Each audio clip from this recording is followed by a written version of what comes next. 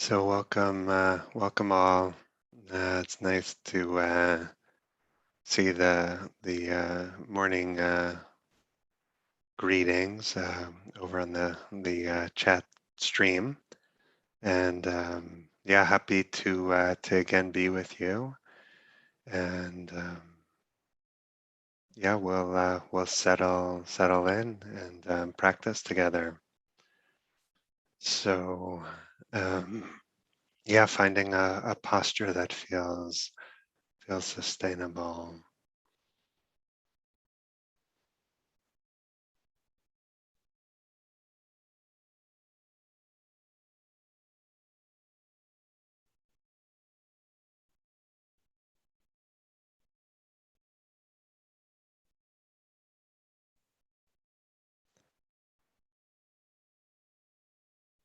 And maybe I was a little premature in the whole silence and stillness thing. If you need to check which friends are here, go ahead, check the chat.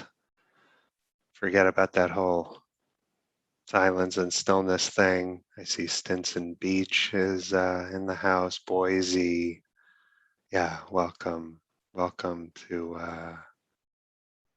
all of you. So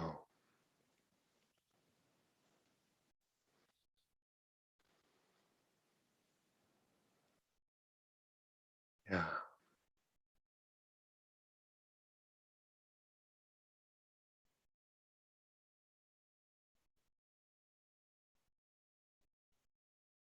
just sensing the presence of others.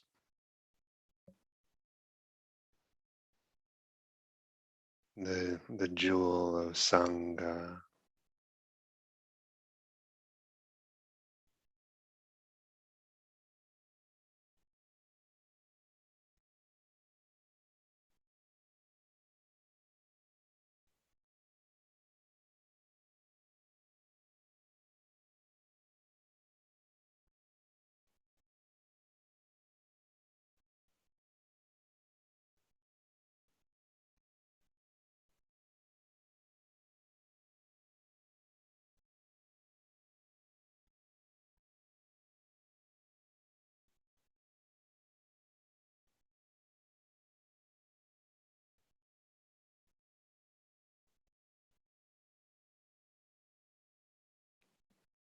just softening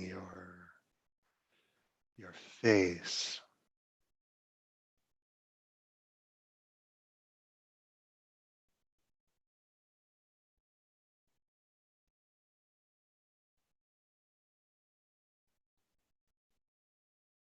We wear the self on the face.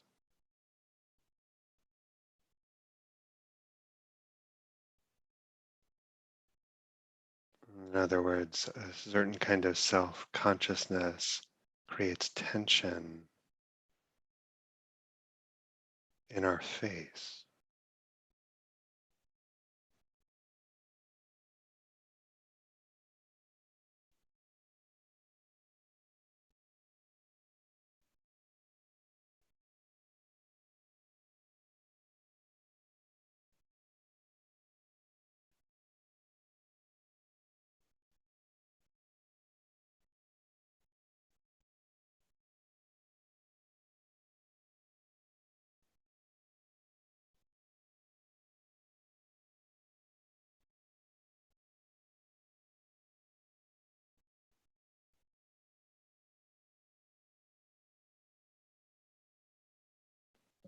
Relaxing all of that tension, relaxing self-consciousness, relaxing the grip of uh, self.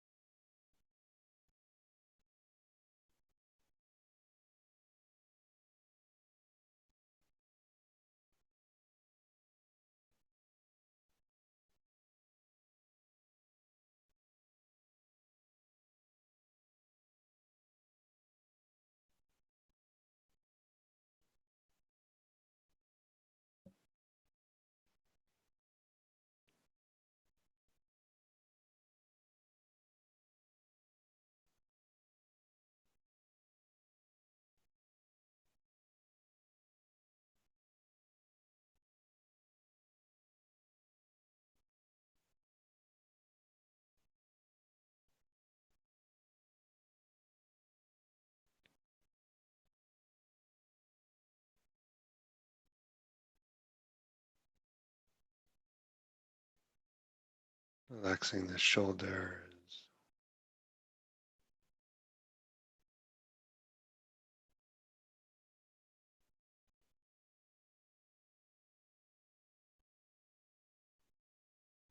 your belly,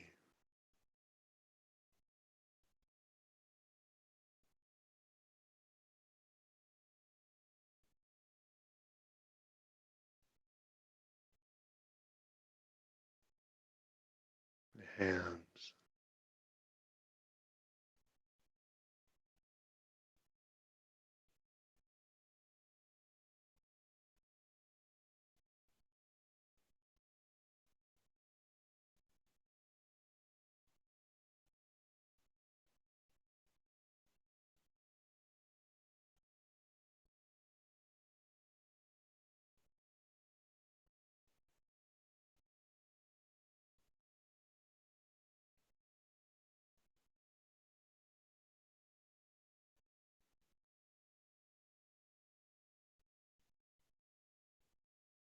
We sit undefended,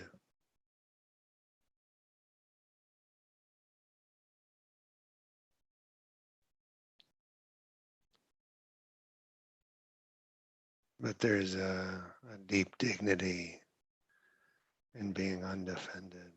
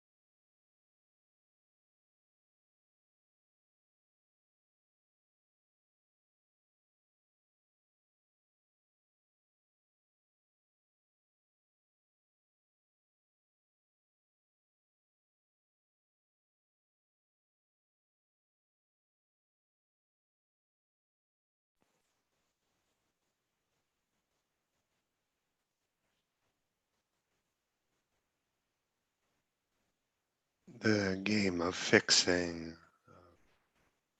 optimizing this moment,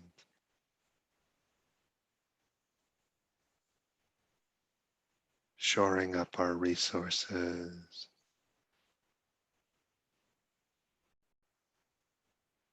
Maybe it feels safe enough to put all of that down,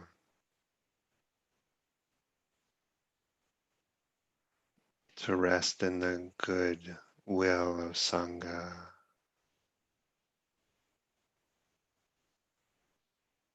the goodwill of Buddha, Dhamma,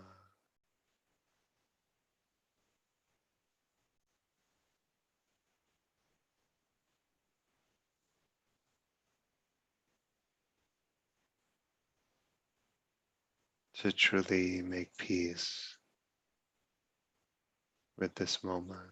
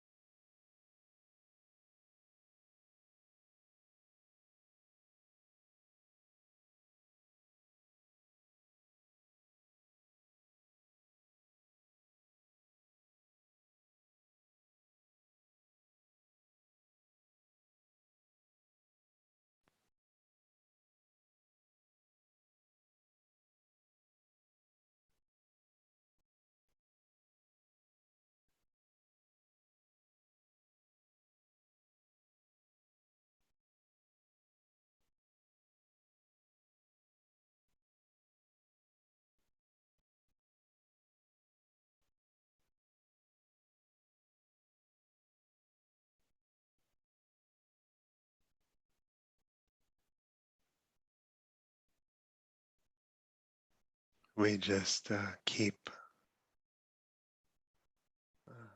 blessing experience with awareness, love.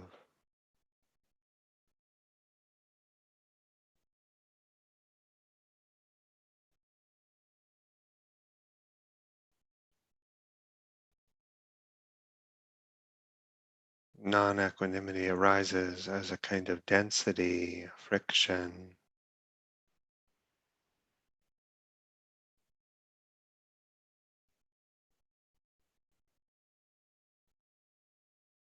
and it's as if the awareness gets blown into that solidity,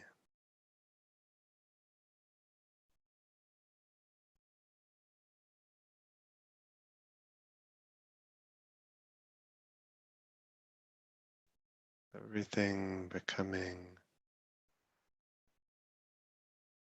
less dense, more like space.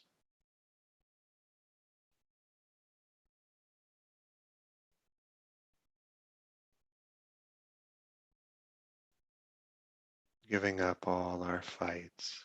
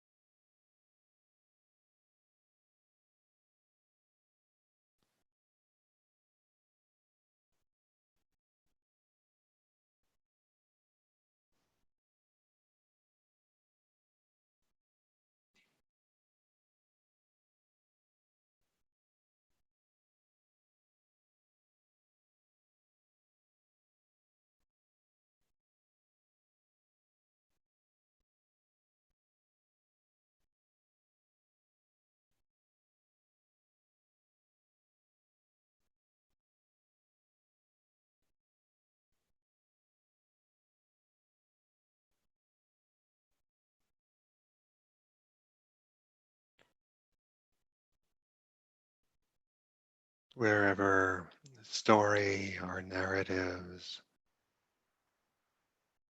of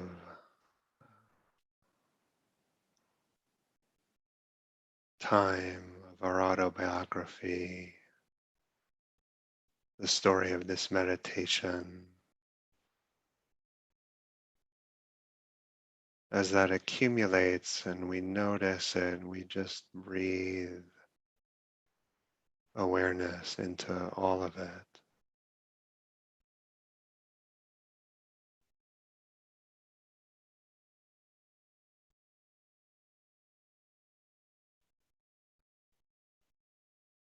Somewhere between suppression and entanglement.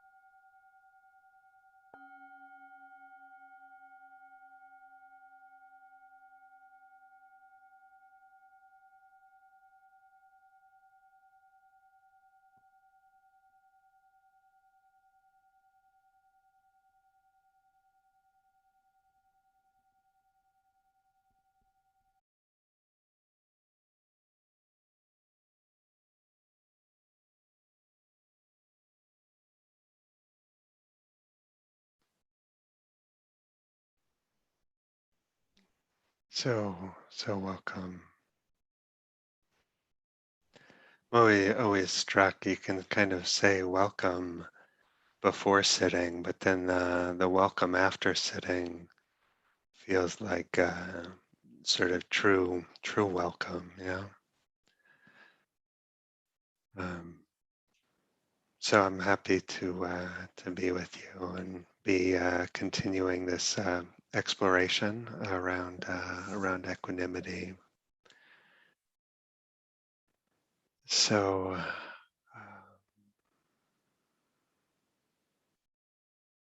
it's said that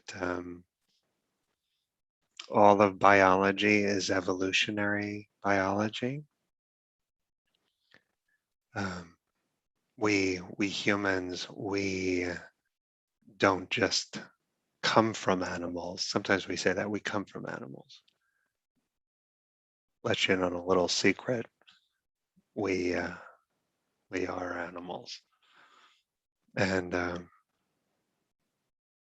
sometimes I think that the word human, the name human, maybe that's just like another vanity of our species. And I say this because if we forget that we're animals, we start to maybe hate parts of ourselves. And when we hate parts of ourselves, we can't really train ourselves. We can't really learn. It's harder to train ourselves when we have this kind of moralistic idea of what it is to be human. And one element of equanimity is becoming non-moralistic about experience. And I've always remembered that teachers sharing that one of the kind of honorific names for the Buddha was the unexcelled trainer of the animal within the human. Uh, this path of practice is very much about our status as animals embodied and the kind of vulnerability of that. So in neuroscience, there's a model of the brain as basically a hypothesis testing organ. Yeah, you make a hypothesis, you do the experiment, you get the data, you revise the view. And this is very different. This idea of the brain as a prediction machine, as a hypothesis testing organ. This is different from the normal stimulus response. There's a sound, I have a response. In this way of thinking, this approach, we're not really reflecting the world as it is. It's more like we're testing hypotheses about now based on what happens next. Yeah. Like we're constantly generating and testing predictions and then adjusting based on the feedback. And so in a way, our very sense of now, of what's happening now, depends on what happens next. So to make it concrete, like, is this sensation in my knee, is this just a harmless ache or a sign of tissue damage, of injury? Well, have to see what's next. Make a hypothesis, see what's next.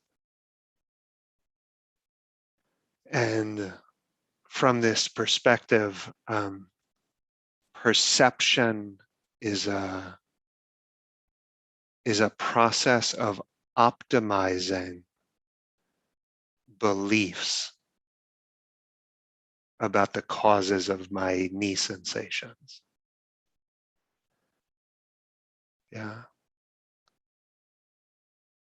And the driving concern in all of this, the knee sensation or the sound, the driving concern in all of this as animals is safety, protection, very innocent longing. And the scientist Kay Tai, she says, just made this kind of offhand comment. She said, like, fear has an authoritarian command over the rest of the brain. Yeah. Fear has an authoritarian command over the rest of the brain. This longing to be protected, to be safe, yeah, and this way in which we're figuring out the present based on what happens next, making predictions, testing them, gathering the data, revising, minimizing our errors. And so maybe you have a question like, why am I talking about this? Well, I'm talking about it because it gives us an actual sense of the power and the gravitational pull of the future. And so we say, you know, just relax into the present, or the shirt that says be present. Yeah. And it sounds simple. But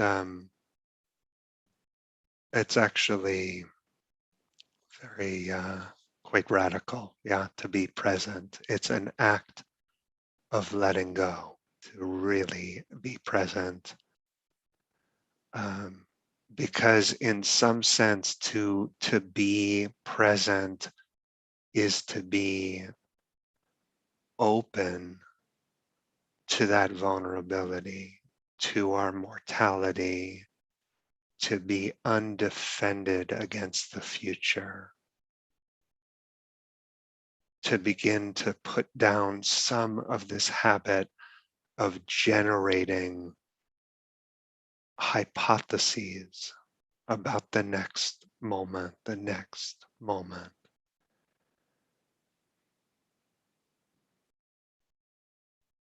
We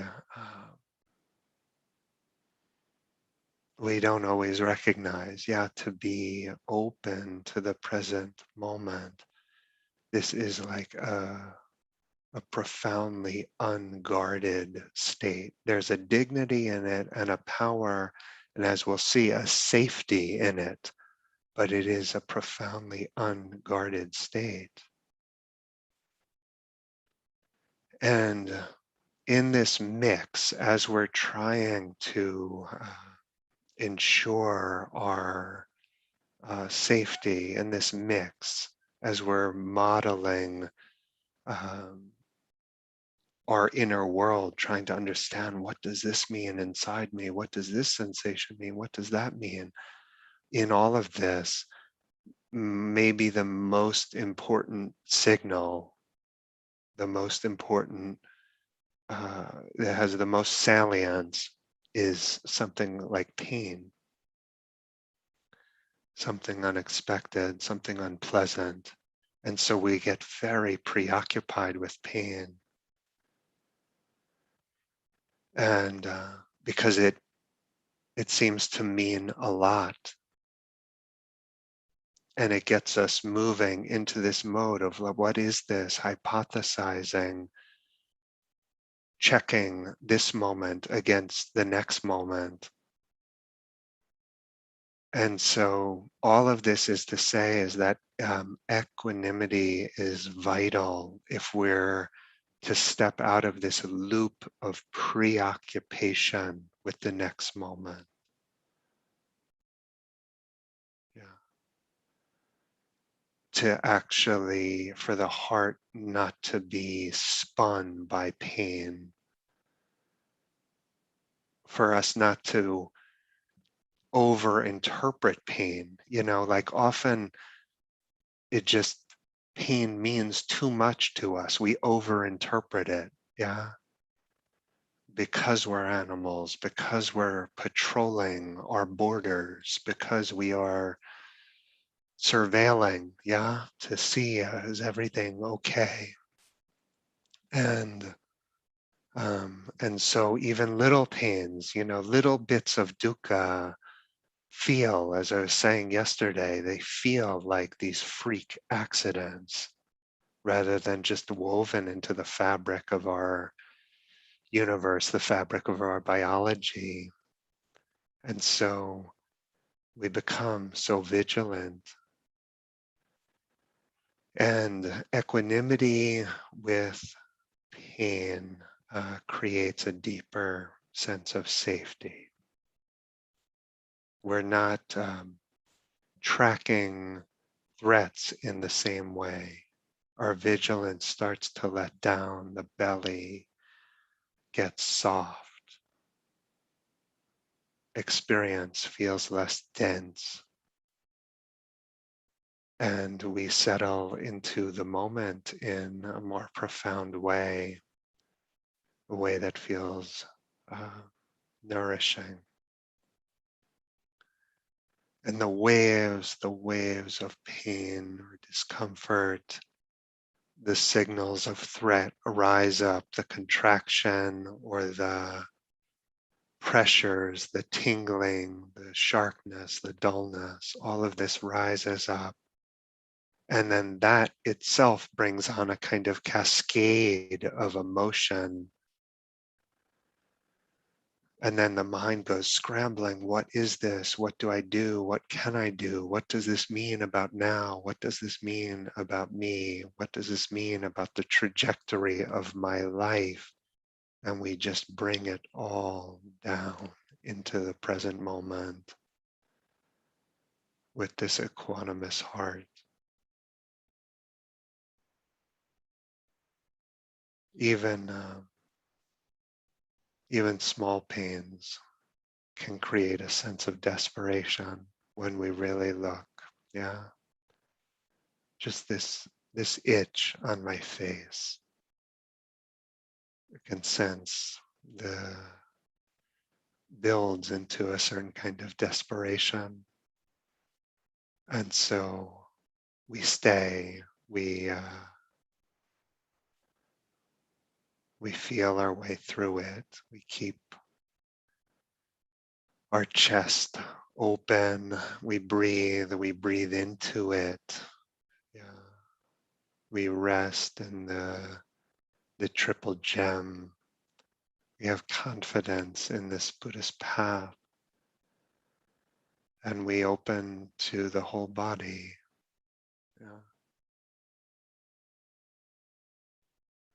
And as this kind of the momentum of equanimity builds, this makes us less afraid, less preoccupied with the future.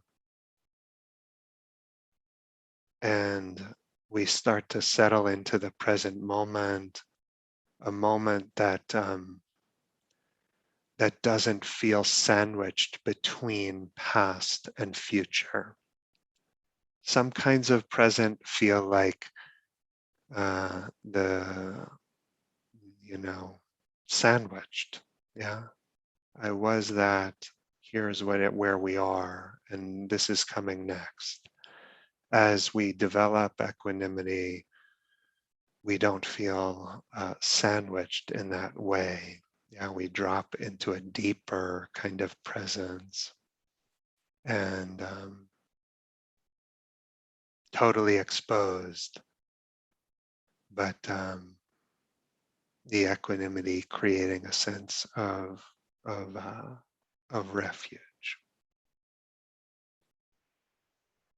So I offer this for your consideration, and It's good to think of you out there, in all the places, and look forward to being together tomorrow, continuing the theme. So yeah, thank you all.